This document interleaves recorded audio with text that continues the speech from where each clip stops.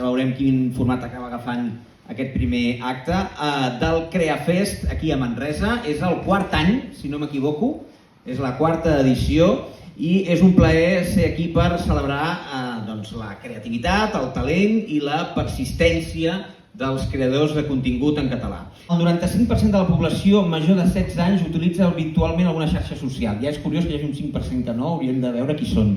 Però podríem dir pràcticament que tothom que té més de 16 anys utilitza les xarxes socials.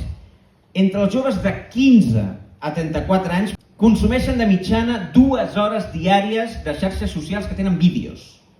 Malgrat això, l'ús habitual del català en aquest entorn digital cau prop del 25% en aquesta franja d'edat. Per una banda, tenim una població, entenem a Catalunya, de majors de 16 anys que poden entendre contingut en català, que és quasi tothom, i en canvi només un 25 o menys el fa servir a l'hora de consumir. Per tant, tenim un gran repte d'afrontar aquest repte, que és intentar que el català es faci atractiu, natural, sobretot natural, no perquè el xip de canviar el castellà o de consumir en castellà, perquè és com el que mola, doncs hem d'aconseguir que el que mola també sigui fer-ho en català i consumir contingut en català. A la meva descripció, no sé si la vaig canviar, del meu canal de YouTube, jo vaig posar això és un canal en català, cosa que no caldria dir, però crec que cal dir-ho perquè quedi clar a les xarxes.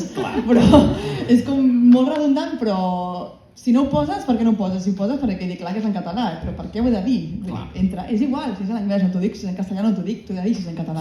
Per què? Crec que també és molt important que hi hagi canals que no només parlin de llengua o de coses catalanes, o sigui, com molt de tradicions catalanes, de cultura catalana, que està molt bé que hi siguin, però també canals sobre viatges, sobre el Japó, sobre anime, sobre Star Wars, sobre el que sigui. Normalitzar-ho. Sí, temes, en teoria, no polititzats, perquè són temes normals que qualsevol llengua té creadors de contingut parlant d'aquests temes i el català, si volem ser una llengua normal i un país normal, doncs també hem de tenir creadors que parlin de qualsevol tema. Les estadístiques són el reflex de la recompensa que té la feina que has fet, no? Al final no hi ha una altra manera que si el vídeo agrada, doncs reconforta, no? I nosaltres sempre diem que no fem això pels seguidors, no fem això per les estadístiques, però seria hipòcrita dir que no ens importa.